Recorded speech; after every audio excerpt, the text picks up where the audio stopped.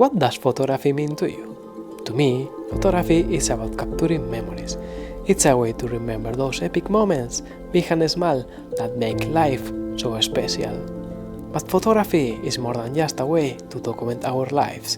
It's also a way to express ourselves creatively, to see the world in a new and different ways, to share our unique perspective with others. This channel is about landscape photography. I'm going to share with you the stories behind my photos and the lessons I've learned along the way. I'm also going to teach you some of my favorite photography techniques in a way that both informative and entertaining. Because here's the thing, gear is not the most important factor in taking great photos. It's all about having a good eye and knowing how to use the tools you have. So whether you are a seasoned photographer or just starting out, I hope you will join me on this journey. Let's explore the beauty of the world together, one photograph at a time.